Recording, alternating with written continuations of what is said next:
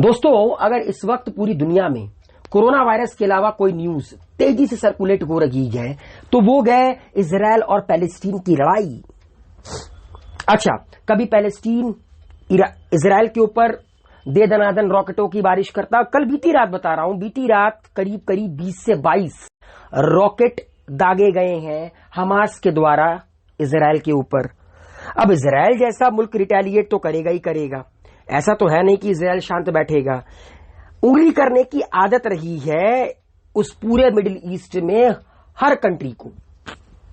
अभी तो फिलहाल वहां पर इजराइल और पैलेस्टीन की लड़ाई चल रही है। एक वक्त था सब उंगलीबाज थे, वहां पे सब एक दूसरे के इंटरनल मैटर में इंटरफेयर करते थे। मां बाप ने कुछ सिखाया ही नहीं, दूसरों के मुद्दे में मत घुसो, ये साले एक दूसरे के मुद्दे में घुसते थे। आज मैं आप लोगों को एक ऐसी ही वॉर की कहानी सुनाऊंगा जो एक दूसरे के अंदर इंटरफेयर करने से शुरू हुई। आज मैं आप लोगों को गल्फ वॉर की कहानी सुनाऊंगा। नमस्कार, मेरा नाम प्रखर श्रीवास्तव है। आप देख रहे हैं गुरु घंटाल। उम्मीद है आप सब अच्छे होंगे। तो आइए मैं आप लोगों को गल्फ वॉर की कहानी सुनाता हूं। मगर गल्फ वॉर की कहानी जानने से पहले आप लोगों को थोड़ा मिडिल ईस्ट के मैप पर गौर करना होगा और उस कीड़ीबाज मुल्क के बारे में आपको मैं बताना चाहूंगा जिसने ये सब कुछ शुरू किया। वो है इराक। इराक में एक पगलैट था सद्दाम हुसैन, उसने ही ये सब कुछ शुरू किया। अच्छा, इराक आप देख रहे हैं बॉर्डर शेयर करता है, इधर है ईरान, ठीक है। इधर एक बहुत बड़ा मुल्क, सबसे बड़ा मुल्क सऊदी, और बीच में एक छोटू सा सैंडविच सा मुल्क कुवैत। एक ब्रेड इराक, एक ब्रेड सऊदी अरेबिया, बीच में आलू कुवैत। इराक को चाहिए था कि नीचे वाला ब्रेड भी खा जाए, सऊदी अरेबिया को भी खा जाए, और आलू तो खाकर डकार तक नहीं मारेंगे। बस यहीं पर आपकी पूरी की पूरी गल्फ वॉर की कहानी स्टार्ट होती है। आप लोगों ने मैप देख लिया। कुवैत एक तरह की सैंडविच कंट्री है between Iraq and Saudi Arabia, और यहीं पर आपका गल्फ वॉर की नींव रखी गई। बिल्कुल, बस मैप आप समझ गए। अब आप 70% केस समझ गए हैं। अब मैं आप लोगों को एक एक कर इसकी कहानी बताता हूं। असल में दोस्तों, रीजन क्या था गल्फ वॉर के आउटब्रेक होने का? Iraq had always claimed Kuwait to be its territory, as both were governed under the Ottoman Empire as the provinces of Basra. दोस्तों, अगर मैं आप लोगों को फर्स्ट वर्ल्ड वॉर के करीब लेकर चलूं, 1914 से लेकर 1918 का दौर, तो इराक, कुवैत, वो जो पूरा का पूरा इलाका है वो ऑटोमन एम्पायर कहलाता था। प्रथम विश्व युद्ध, फर्स्ट वर्ल्ड वॉर 1914 से लेकर 1918 के बीच हुआ, एंड ब्रिटेन, फ्रांस उस रीजन को जीत जाते हैं, ऑटोमन एम्पायर को तोड़कर आपस में बांट लेते हैं, और टर्की पर कब्जा होता है। किसका? ब्रिटेन का कब्जा होता है। और आप लोग को याद होगा वहां पे खलीफा पद को खत्म कर दिया गया और हमारे देश में खिलाफत मूवमेंट स्टार्ट हुआ। तो इराक हमेशा कहता है कि जो इराक और कुवैत हैं वो एक ही मुल्क थे ऑटोमन एम्पायर के अंडर, और उस वक्त उन्हें बसरा कहा जाता था। और आज भी इराक ये क्लेम करता है, मतलब अब तो क्लेम नहीं करता क्योंकि सनकी चला गया। तो सद्दाम हुसैन उस वक्त इराक का तानाशाह था।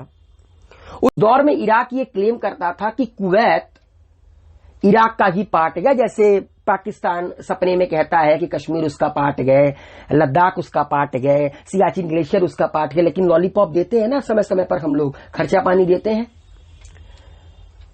अच्छा, उस वक्त कुवैत की जो रूलिंग डायनेस्टी थी, बिकॉज देखिए वहां पर कोई प्रेसिडेंट प्राइम मिनिस्टर नहीं था उस दौर में, एक डायनेस्टी होती थी, वो रूल करती चली आती थी। जैसे हमारे देश में भी आप कह सकते हैं दोनों चीज रही है। भले ही हम लोग वोट देकर सरकार चुनते हैं, मगर हमारे देश में भी एक डायनेस्टी ने ही रूल किया है।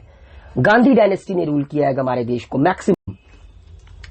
Kuwait ruling dynasty, the Al Sabah family had concluded a protectorate agreement in 1899 that assign responsibility for Kuwait foreign affairs to the United kingdom.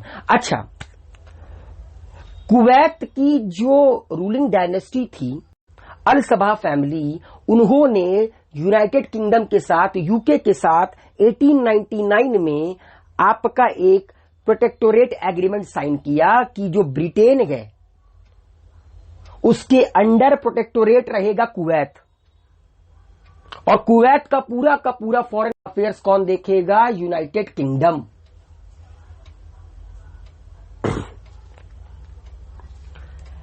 The UK do the border between Kuwait and Iraq इन 1922। तो UK ने क्या किया, एक वक्त में Ottoman empire UK के हिस्से में आ गया था ना, मतलब यूके और फ्रांस से बांट लिया था। 1922 में, मतलब प्रथम विश्व युद्ध खत्म होने के बाद 4 साल के बाद यूके ने क्या किया कि इराक और कुवैत के बीच में बॉर्डर साइन कर दिया और इराक को पूरी तरह लैंडलॉक कर दिया। इराक को पूरी तरह लैंडलॉक कर दिया गया, मतलब इराक में चारों तरफ जमीन जमीन जमीन जमीन। जैसे हमारा मुल्क पेनिसुलर कंट्री है, बिकॉज तीनों तरफ हमारे पानी है, एक तरफ अरेबियन सी, एक तरफ बे ऑफ बंगाल, एक तरफ आपका इंडियन ओशन। लेकिन 1922 में जैसे ही ब्रिटेन ने इराक और कुवैत का बॉर्डर ड्रॉ किया, इराक एक लैंडलॉक कंट्री बन गई। Kuwait rejected Iraqi attempt to secure further provinces in the region, और कुवैत ने इराक से कह दिया बेटा ऐसा है, अब बॉर्डर खिंच गई है, अब कोशिश भी मत करना हमारे प्रोविंसेस पर कब्जा करने की या यहां पर इंटरफेयर करने की, दखल अंदाजी बर्दाश्त नहीं की जाएगी, बस। And there were economic reasons as well as because Iraq also accuse Kuwait of exceeding it OPEC quota for oil production. अच्छा, अब देखिए इराक को कुवैत से दिक्कत रही, क्योंकि एक तरफ तो इराक ये कहता था कि कुवैत उसका हिस्सा है, पूरा का पूरा बसरा प्रोविंसेस था ड्यूरिंग ऑटोमन एम्पायर। अच्छा, जब 1922 में यूके ने इराक और कुवैत का बॉर्डर खींच दिया तो अब इराक को किसी और मुद्दे में उंगली करनी थी, तो इराक कुवैत के ऊपर यह इल्जाम लगाता है कि ओपेक का जो कोटा है उससे ज्यादा ऑयल प्रोडक्शन करता है Kuwait. The Iraqi government describe it as a form of economic warfare which it claimed was agreement by Kuwait slant drilling across the border into Iraq Rumalia oil field। अच्छा, Iraq कहता है कि Kuwait जो OPEC के कोटा से ज्यादा तेल निकालता है वो एक इकोनॉमिक वॉरफेयर को जन्म दे रहा है। इसके अलावा इराक ने कुवैत के ऊपर एक ब्लेम और किया कि जो कुवैत गए वो ड्रिलिंग इतना ज्यादा लगा गए बॉर्डर पर इराक और कुवैत के कि इराक की रुमालिया ऑयल फील्ड पर इसका क्या पड़ रखा गया, असर पड़ रखा गया। तो कई सारे रीजंस थे, कपल्ड ऑफ रीजंस थे, जिस कारण की वजह से एक वक्त में इराक ने कुवैत के ऊपर हमला कर दिया। दोस्तों, इराक ने कुवैत के ऊपर हमला कर दिया क्योंकि इराक को किसी भी कीमत पर कुवैत पर हमला करना था, उसको कॉन्कर करना था, और उसके बाद अगला टारगेट बनाना था सऊदी अरेबिया को। मैंने बताया ना, सैंडविच ऊपर ब्रेड, नीचे आलू, उसके नीचे ब्रेड, आलू भी खाएंगे ब्रेड भी खाएंगे, ठीक है।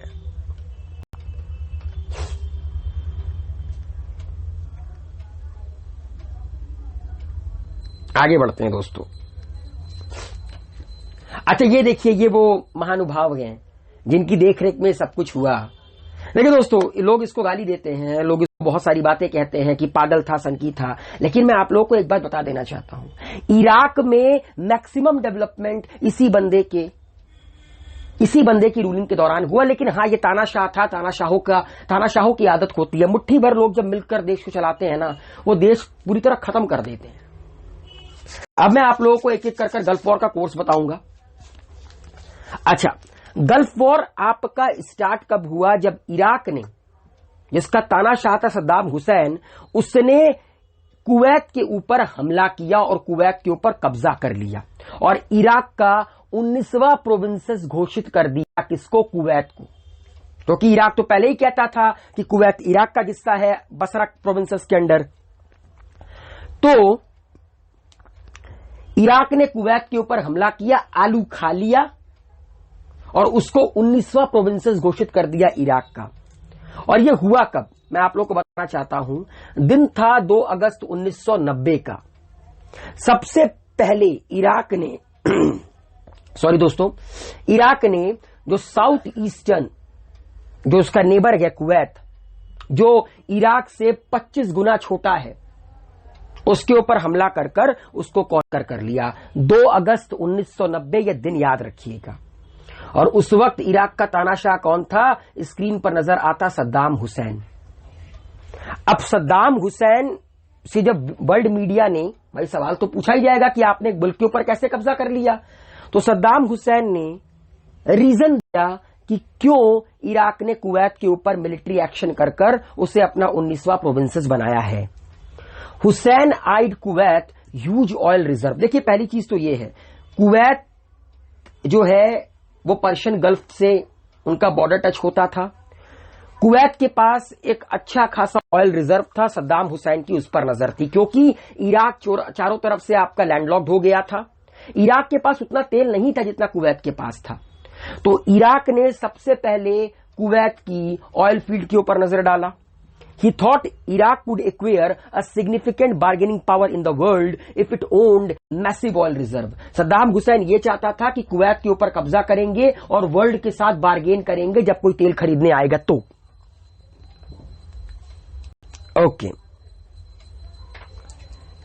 Iraq had accrued huge debt after it war with Iran. अच्छा, उस दौरान इराक और ईरान के बीच वॉर भी चल रहा था, ठीक है।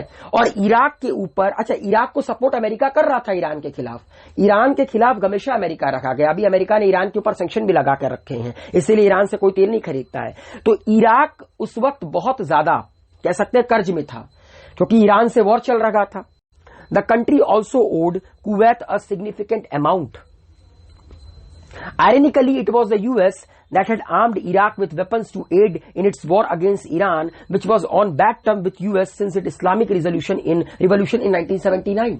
अच्छा, 1979 तक इराक और अमेरिका के रिश्ते अच्छे नहीं थे, लेकिन जब इराक ईरान का वॉर होता है तो अमेरिका सपोर्ट कर रही थी किसको? इराक को। अमेरिका ने ही इराक को हथियार दिए, पैसे दिए कि ईरान के खिलाफ लड़ो। अब देखिए दोस्तों, होता क्या है कि इराक को अमेरिका सपोर्ट कर रहा था इराक ईरान वॉर में, और कुवैत अमेरिका का एक बहुत बड़ा ऑयल सप्लायर था। मतलब अमेरिका के जो रिश्ते थे वो इराक के साथ भी उस वक्त अच्छे थे, कुवैत के साथ भी अच्छे थे। एक को अमेरिका हथियार सप्लाई करता था, पैसे सप्लाई करता था ईरान के खिलाफ, एंड दूसरी कंट्री अमेरिका को तेल सप्लाई करती थी, अमेरिका की तेल की पूर्ति करती थी। अच्छा, तीसरा एक रीजन और भी था। A third reason was that Hussein wanted to link this annexation with the Palestinian conflict. अच्छा, सद्दाम हुसैन इस पूरे के पूरे कुवैत के एनेक्स करने के लिंक को जोड़ना चाहता था पैलेस्टीनियन कॉन्फ्लिक्ट के साथ, जो कि इसराइल और पैलेस्टीन का चल रहा था। अच्छा, अब एक मुल्क ने दूसरे मुल्क के ऊपर कब्जा कर लिया, मुद्दा उठा यूएन में। यूएन की एक बॉडी है UNSC, United nation security council, जिसके 5 परमानेंट मेंबर गए, America, Russia, China, France and Britain. उन्होंने इराक को डांट लगाई और इराक से कहा कि कुवैत से अपनी आर्मी बाहर निकाल दो, वरना हमें मिलिट्री एक्शन करना पड़ेगा। अगर 15 जनवरी 1991 तक इराक की आर्मी कुवैत को नहीं छोड़ती है तो, मतलब 2 अगस्त 1990 को इराक की आर्मी ने कुवैत के ऊपर कब्जा किया। 15 जनवरी 1991 तक का मौका दिया गया यूएन के द्वारा, यूएनएससी के द्वारा, कि 15 जनवरी 1991 तक अगर इराक की आर्मी कुवैत से बाहर नहीं निकली तो उसके बाद इराक के ऊपर मिलिट्री एक्शन होगा। अब भैया सद्दाम हुसैन ने कहा, बेटा ऐसा है, धमकी मत दो, जो होगा देख लेंगे। ठीक है, सद्दाम हुसैन ने कहा कि मैं किसी मूड में नहीं हूं कि मैं इराक की आर्मी कुवैत से बाहर निकालूंगा। अच्छा, अब यूएन ने तो वॉर्न कर ही दिया था। यूएन ने 30 मुल्कों के साथ मिलकर एक कोलेशन फोर्स बनाई जिसको लीड किया यूएसए ने। ठीक है, अच्छा, उन मुल्कों में आपका कौन कौन से, अच्छा 30 नेशंस कौन कौन से थे जिनकी आर्मी को आपका कोलेशन में बनाया गया था, ताकि कोलेशन फोर्सेस को यूएसए लीड करेगी और ये उतरेंगे कुवैत के अंदर और इराक की आर्मी को मारकर बाहर निकालेंगे। UK, Saudi Arabia, Egypt, France, Canada, Syria, Morocco, Oman, Pakistan, UAE, Thailand, Qatar, Bangladesh and so on. Hindustan नहीं, करीब करीब 7 लाख की पूरी आर्मी इकट्ठा हो गई थी। However, the due date passed by and Iraq showed no signs of retreating. 15 जनवरी 1991 बीत गया, इराक ने कहा बेटा ऐसा एक मूड में नहीं है, अभी नींद आ रही है, बाद में देखा जाएगा। लेकिन आफ्टर द डेडलाइन, जैसे कि 15 जनवरी 1991 बीता, इस कोलेशन फोर्स ने एक ऑपरेशन लॉन्च किया, ऑपरेशन डेजर्ट स्टॉर्म, जिसके तहत इन लोगों ने इराक की ऑयल रिफाइनरीज, उनके एयर डिफेंस सिस्टम और मेजर इंफ्रास्ट्रक्चर को तबाह कर दिया। घुस गई 7 लाख की आर्मी। अच्छा, ये एयरफोर्स भी गई थी, नेवल भी गई थी। तो ये जो आपका इनके इराक का oil refinery, air defence system और अदर इंफ्रास्ट्रक्चर था, उसको बर्बाद किया नेवल और एरियल बॉम्बार्डमेंट ऑफेंसिव ने।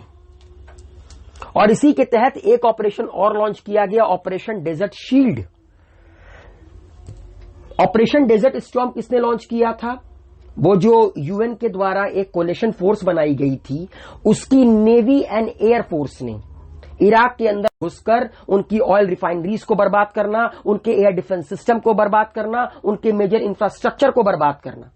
वहीं जो आपकी पैदल आर्मी थी, जो आर्मी थी, उसने एक ऑपरेशन लॉन्च किया, ऑपरेशन डेजर्ट शील्ड, जो कि स्टार्ट हुआ फरवरी में।